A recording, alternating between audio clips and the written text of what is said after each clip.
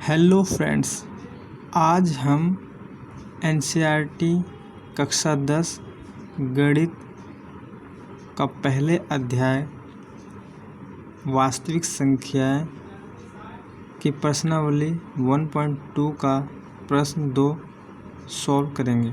तो चलिए शुरू करते हैं। क्वेश्चन है, पूर्णांकों के निम्न युग्मों के एचसीएफ और एलसीएम ज्ञात करें तथा इसकी जांच कीजिए कि दो संख्याओं का गुणनफल बराबर एचसीएफ गुणा में एलसीएम है। तो बहुत ही आसान प्रश्न है। हमें इसमें एचसीएफ और एलसीएम ज्ञात करना है जो दी गई संख्या है, जिसमें 26 और 91 दी गई है, 510 और 92 दिया गया है, 336 और 54 दिया है। तो सबसे पहले हम 26 और 91 का एचसीएफ और एलसीएम ज्ञात करेंगे। तो पहले हम 26 और 91 लिख लेंगे और अब पहले 26 का एलसीएम यहाँ निकालेंगे। 26 लिखेंगे, एलसीएम निकालना तो आपको आता ही होगा, फिर भी मैं समझा देता हूँ। 26 है, लास्ट में 6 है, यानी कि सम संख्या है, तो ये 2 से विभाजित हो जाएगी, इसलिए हम 2 से इसको पहले विभाजित करेंगे। 2 एकम 2, 6 बचा, 2 तिया 6 कट हो गया पूरा। उसके बाद अब यहाँ 13 आया, 13 से ही कटेगा, इसलिए 13 एकम 13। तो इस तरीके से 26 का ये हमने एलसीएम निकाल लिया है। एलसीएम निकालने के बाद हम यहाँ पे लिख लेंगे 26 बराबर जो हमारे गुणनखंड निकले हैं उसे हम लिख लेंगे, जैसे 2 निकला है और गुणा में 13। उसके बाद हम 91 का एलसीएम निकालेंगे। यहाँ पे 91 है, अब हम इस पर ध्यान देंगे तो ये 7 से विभाजित हो जाएगा, तो 7 एकम 7 और बचा 2, तो 2 इधर लगा दिया आगे, तो 21 हो गया। तो 7 तिया 21 और अब 13 आ गया, तो 13 को 13 से कर देंगे, 13 एकम 13। तो 91 का भी एलसीएम हमने निकाल लिया। उसका जो गुणनखंड है उसको हम यहाँ पर 91 बराबर में 7 गुणा में 13 लिख देंगे। अब हमें निकालना है एचसीएफ और एलसीएम।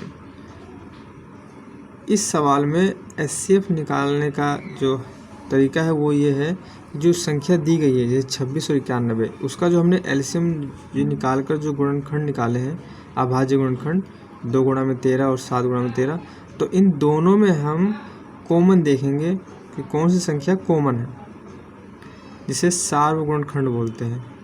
इंग्लिश में कॉमन बोलते हैं और हिंदी में सार्वगुणनखंड। सार्व मतलब दोनों में, सब में, और गुणनखंड मतलब उसके गुणनखंड। तो यहाँ पे ध्यान देना, 26 का जो गुणनखंड है उसमें 13 और 91 में भी 13, ये दोनों में है, तो ये 13 जो है सार्वगुणनखंड है। तो इसलिए 26 व 91 का एचसीएफ 13 होगा। तो एचसीएफ निकालने का सबसे आसान तरीका है कि दोनों संख्याओं के जो अभाज्य गुणनखंड आते हैं उनमें जो कॉमन होता है वही हमारा एचसीएफ होता है। अब आते हैं एलसीएम में। एलसीएम निकालने के लिए हम इसमें 26 व 91 का एलसीएम बराबर, यहाँ पे देखिए हमने लिया है 2 11 2 13 7। कैसे लिया है? एलसीएम में क्या होता है, जो संख्या दी गई है 26 का जो हमने अभाज्य गुणनखंड निकाले हैं और 91 के, तो इन दोनों के जो ये गुणनखंड हैं इन सबको हम गुणा कर देंगे। मगर ध्यान ये रखेंगे कि जो दोनों में मौजूद है उसमें से सिर्फ हम एक ही लेंगे। तो यहाँ पे देखो 2 ऊपर है 26 के अभाज्य गुणनखंड में, तो 2 हमने यहाँ पे ले लिया। इसके अलावा 13 दोनों में है, इसलिए हमने सिर्फ एक ही लिया है, तो 13 हमने एक ही लिया है। जो दोनों में है उसमें से एक ही लेना है, वो भी उच्च घात वाले।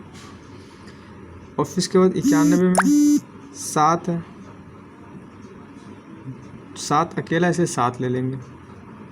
और फिर 13 जो दोनों में थे इसलिए हमने एक ही बार लिया, तो इसलिए हमने 2 गुणा में 13 गुणा में 7 इन्हें लिया है। और इन्हें जब गुणा करेंगे तो ये आ जाएगा 182। तो ये हमारा एलसीएम हो गया।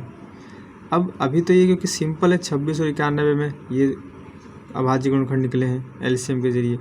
तो ये बहुत आसान है, इसलिए हमने सिंपल सा निकाल लिया। मगर जब आगे थोड़ा डिफ़िकल्ट आएगा तो हमें ध्यान रखना पड़ेगा। जो एचसीएफ होता है, जो दोनों संख्या या तीन संख्या जो भी हो, उनके जो अभाज्य गुणनखंड होंगे उनमें जो कॉमन होता है, जो तीनों में कॉमन होगा या दोनों में कॉमन होगा, और जिसकी घात छोटी होगी, यानी कि 13 एक बार है, अगर 13 दो बार होता तो हम ऊपर वाला ही 13 लेते सिर्फ एक ही बार का। और एलसीएम में सबको गुणा करना है, बस ध्यान ही रखना है कि अगर कोई चीज़ सब में कॉमन है तो उसमें जिसकी सबसे ज़्यादा घात है उसको हम यहाँ पे वही लेंगे। जैसे कि मान लो 13 एक बार है, यहाँ दो बार अगर 13 होता तो 13 की घात 2 वाले को हम यहाँ लेते नहीं, 13 को 2 बार गुणा करते। तो इस तरीके से हम आगे के सवालों में समझेंगे। अब इसको हमें जांच करना है। जांच ये करना है कि दो संख्याओं का गुणनफल बराबर एचसीएफ गुणा में एलसीएम होता है। तो ये फॉर्मूला है, सूत्र है, और ये होता है दो संख्या अगर दो संख्याओं का हमने एचसीएफ और एलसीएम निकाल रखा है, तो अगर एचसीएफ और एलसीएम को हम गुणा करें तो उन दोनों संख्याओं का गुणनफल दोनों समान होंगे। तो ये एक सूत्र है, लिख देंगे जांच दो संख्या गुणनफल बराबर में एचसीएफ गुणा में एलसीएम। तो दो संख्या गुणनफल, अब ये दो संख्या हमारी कौन सी, 26 और 91। तो इसे 26 गुणा में 91 और बराबर में इधर जो है एचसीएफ हमने क्या निकाला था 13 और एलसीएम निकाला था 182। तो अब इधर हम 26 को 91 से गुणा कर देंगे तो ये आ जाएगा 2366, और इधर जो है 13 को 182 से गुणा कर देंगे तो यहाँ भी 2366 आ जाएगा। तो इस तरीके से जो कि सत्य है, तो हमने जांच कर लिया कि इस तरह से कि दो संख्याओं का गुणनफल बराबर एचसीएफ और एलसीएम होता है। अब हम चलेंगे अगले प्रश्न पर। अगला प्रश्न है हमारा 510 और 92 का। हमें एचसीएफ और एलसीएम याद करना है और जांच करना है कि क्या दो संख्याओं का गुणनफल बराबर एचसीएफ एलसीएम होता है। तो अब हम पहले 510 का एलसीएम निकालेंगे। लास्ट में 0 है तो ये 5 से भी हो जाएगा, 2 से भी हो जाएगा। तो हम पहले 2 से करेंगे। 2 से करेंगे तो 2 दूनी 4, तो यहाँ बचा 1, उसको 1 को यहाँ लगाया तो 11 हो गया। तो 2 पंजे 10, फिर 1 बचा, इधर लगा दे 10 हो गया, 2 पंजे 10, 255 आ गया। अब हम 5 है तो 5 से हो जाएगा, ये लास्ट में 5 है तो ये 5 से भाज्य हो जाएगा। तो 5 पचे 25 और 5 एकम 5, अब 51 है तो ये 3 से हो जाएगा। 3 एकम 3, 2 बचा 21 हो गया, 3 सत्ते 21। अभी 17 है, 17 से ही जाएगा तो 17 एकम 17। तो इस तरीके से 510 का हमने ये एलसीएम के ज़रिए हमने अभाज्य गुणनखंड निकाल लिए हैं, जो है 2, 5, 3 और 17। इसे हम यहाँ पे लिख देंगे पहले स्टेप में 510 बराबर में 2 गुणा में 5 गुणा में 3 गुणा में 17, यानी 510 के ये अभाज्य गुणनखंड हैं। अब आएगा 92 का निकालेंगे। तो 92 का निकालेंगे, जो 2 से विभाजित हो जाएगा तो 2 चौक 8, 1 बचा, इधर लगा दिया तो 12 हो गया। तो 2 छीक 12, 46 आ गया। तो अब 2 से फिर करेंगे कि लास्ट में सम संख्या है, तो 2 दूनी 4 और 2 तिया 6। फिर उसके बाद 23 बचा, 23 किसी से भाग होगा नहीं तो फिर 23 से कम 23 कर दिया। तो इस तरीके से हमने 92 के अभाज्य गुणनखंड निकाल लिए हैं। 2, 2, 23। इसे हम लिख लेंगे 92 बराबर 2 गुणा में 2 गुणा में 23। अब क्योंकि 2 बार है इसलिए हम इसको लिख देंगे 2 की घात 2 गुणा में 23। इस तरीके से हमने 510 और 92 के दोनों के एलसीएम के ज़रिए अभाज्य गुणनखंड निकाल लिए, उसको हमने घात के रूप में भी दिखा दिया। अब हम निकालेंगे एचसीएफ। एचसीएफ निकालने का तरीका ये है कि जो दोनों यहाँ पे दो संख्या है ना, दोनों संख्या के जो अभाज्य गुणनखंड है उनमें से जो कॉमन है, यानी जो दोनों में मौजूद है, सार्वभौम गुणनखंड से बोलते हैं, उसमें जो सबसे कम घात वाली है उसे ले लेंगे। जैसे कि यहाँ पे देखो 5 इधर है, इधर नहीं है, 3 इधर है, इधर नहीं है, 17 इधर है, 23 इधर है, अलग अलग है, बस 2 ही है, जो 2 इधर भी है और 2 इधर भी है। मगर यहाँ 2 की घात 2 है, यानी इसमें 2 की घात 2 है और यहाँ पे 2 की घात 1 है। तो इसलिए एचसीएफ निकालने के लिए जिसकी घात कम होगी और कॉमन होगा वही लेंगे। तो यहाँ पे 2 दोनों में कॉमन है और घात कम किसकी है, 2 की, तो ये इसलिए हम ये 2 ले लेंगे और ये हमारा एचसीएफ हो जाएगा। एलसीएम के लिए हम जो संख्या है, चाहे एक दो संख्या दी हो या तीन संख्या दी हो, यहाँ दो संख्या दे रखी हो, दोनों को जो अभाज्य गुणनखंड है ये पूरे को गुणा कर देंगे। बस ध्यान ही रखना है कि जो दोनों में कॉमन हो उसमें से जिसकी उच्च घात होगी, इसमें ज़्यादा घात होगी, उसको हम लेंगे, और जिसकी घात कम होगी और दोनों में कॉमन है उसे नहीं लेंगे। जैसे यहाँ पे 2 यहाँ भी है और 2 यहाँ भी है, मगर उच्च घात इसमें है तो इसे ले लेंगे, उस वाले को छोड़ देंगे। बाकी जो दोनों में नहीं है, अलग अलग है, तो उन सबको ले लेंगे। तो यहाँ पे देखिए 2 की घात 2 इसमें है और उसमें 2 है, तो इसलिए हमने एलसीएम के लिए इस 2 की घात 2 वाले को ले लिया और यहाँ 2 बार 2 लिख दिया। अब 5 देखिए उधर है, इधर नहीं है, तो इसलिए 5 ले लिया। 3 उधर है, इधर नहीं है, तो इसलिए 3 ले लिया। 70 उधर है, इधर नहीं है, तो 70 ले लिया। 23 इधर है मगर उस तरफ में नहीं है, तो इसलिए 23 ले लिया। तो इस तरीके से हमने सबको गुणा में ले लिया और सबको एक एक से गुणा कर देंगे। जैसे कि 2 को 2 से करेंगे, जो आएगा उसको 5 से करेंगे, जो आएगा उसको 3 से करेंगे, फिर जो आएगा आंसर उसको 70 से करेंगे, फिर जो आएगा उसको 23 से करेंगे। इस तरीके से जो सबको गुणा करने के बाद जो आएगा आंसर वो आएगा 23,460। ये हमारा एलसीएम हो गया। अब हमें जांच करना है, तो लिखेंगे जांच दो संख्याओं गुणनफल बराबर में एलसीएम और एचसीएफ। अब दो संख्याएं जो है हमारी वो है 510 और 92, तो इनका हम गुणा कर देंगे। 510 गुणा में 92 बराबर में एलसीएम और एचसीएफ। एलसीएम हमारा है 23,460, जो हम लिख देंगे 23,460, गुणा में एचसीएफ हमारा है 2, तो हम यहाँ पे 2 लिख देंगे। अब इधर 510 को 92 से गुणा करेंगे तो आएगा 46,920, और इधर जब हम 23,460 को 2 से गुणा करेंगे तो यहाँ भी 46,920 आएगा। क्योंकि दोनों तरफ बराबर संख्या आई है, सेम संख्या आई है, इसलिए जांच जो है सत्य है, तो लिख देंगे जो कि सत्य है। क्यों? क्योंकि दो संख्या गुणनफल जो आया है बराबर है एलसीएम और एचसीएफ का गुणनफल। तो इस तरीके से ये दूसरा प्रश्न भी सॉल्व हुआ। अब हम नेक्स्ट प्रश्न सॉल्व करेंगे।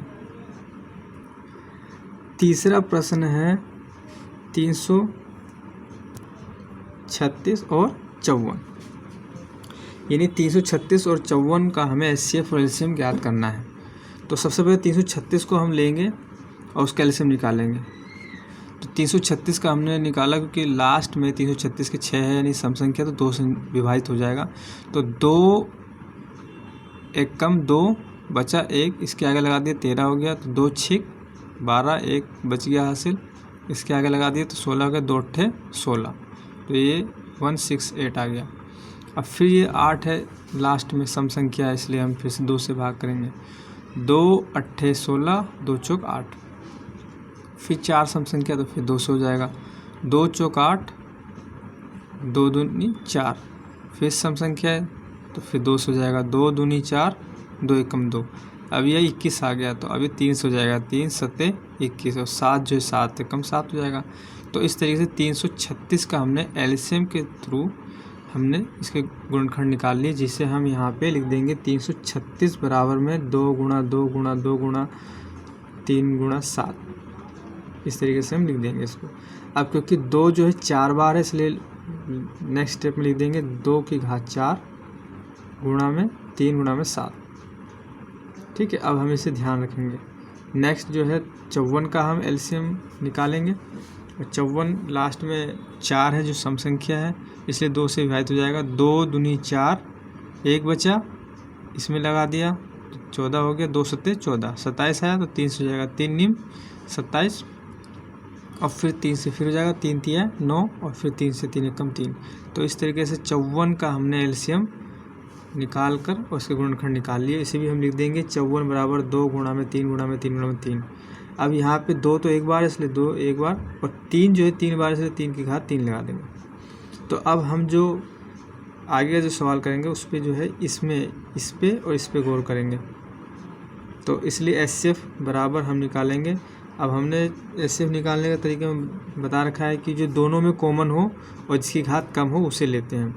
तो देखो दोनों में कॉमन है, इसमें भी 2 है, इसमें भी 2 है, मगर यहाँ 2 की पावर 4 है और यहाँ पे सिर्फ 2 अकेला है, तो इसलिए हम निम्नतम घात लेंगे, ये लेंगे 2, तो हम 2 लिख लेंगे। अब और देखेंगे इसमें दूसरा कौन सा कॉमन है, तो 3 कॉमन है, 3 इसमें भी है, 3 इसमें भी है, मगर 3 की घात इसमें 1 है, इसमें 3 की घात 3 है। तो हमें निम्नतम घात लेना है, यानी 3 सिर्फ 3 लेना है, तो 3 ले लेंगे। अब इन दोनों गुणा कर देंगे तो 2 3 6 हो जाएगा, तो ये हमारा एचसीएफ हो जाएगा। अब एलसीएम में आते हैं। एलसीएम में हमें क्या देखना होता है, हमें ऊपर के सारे गुणनखंड जो होते हैं और नीचे के दोनों संख्याओं के सब लेंगे, मगर गौर ये करना है कि जो दोनों में कॉमन होगा उसमें इसकी घात सबसे ज़्यादा होगी, उसे ही लेंगे और दूसरे वाले को नहीं लेंगे। तो यहाँ पे देखिए 2 की घात 4 है, यहाँ पे 2 अकेला है। तो एचसीएफ में हमने सिर्फ ये 2 लिया था, मगर एलसीएम में हम ये 2 की घात 4 वाला लेंगे यहाँ पे। तो 2 की घात 4 लिख दिया हमने। उसके बाद 3 देखो दोनों में है, मगर यहाँ 3 अकेला है, यहाँ 3 की घात 3 है, तो ये वाला 3 ले लेंगे यहाँ पे, उच्चतम घात वाली 3 की घात 3। और उसके बाद 7 इसमें है और बाकी में नहीं है, तो इसे 7 अलग से ले लेंगे। जो दोनों में नहीं होता उसे तो लेना ही पड़ता है। अब इसको 2 को 4 बार खोलेंगे, या 2 दूनी 4, 4 दूनी 8, 8 दूनी 16, इस तरह से 16 आ जाएगा। और ये 3 3 9 तो 27 हो जाएगा, और गुणा में 7। इन सबको गुणा करेंगे तो आ जाएगा 3024। तो ये हमारा हो गया एलसीएम। अब हम यहाँ पे जांच करेंगे, तो लिखेंगे जांच 2 संख्या गुणनफल बराबर एलसीएम और एचसीएफ। तो 2 संख्या जो हमारी 336 गुणा में 54 है, और जो हमारा एलसीएम है वो है 3024 गुणा में एचसीएफ हमारा 6। तो हम जो है 336 और 54 को जब गुणा करेंगे तो 18,144 आएगा, और इधर जब हम 3024 को गुणा करेंगे 6 से, तो यहाँ भी हमारा 18,144 आएगा। अब बराबर के इस तरफ भी जो संख्या है और जो इस तरफ संख्या दोनों बराबर है, इसलिए जो कि सत्य है। तो यही हमें साबित करना था कि 2 संख्या का जो गुणनफल है वो बराबर होना चाहिए एलसीएम और एचसीएफ के गुणनफल से। तो इस तरीके से हमने तीसरा सॉल्व भी कर दिया, तीसरा प्रश्न भी सॉल्व कर दिया। अगर आपको मेरा ये वीडियो पसंद आए तो इसे लाइक करें और अपने दोस्तों के साथ शेयर करें और मेरे चैनल को सब्सक्राइब करें। Thank you.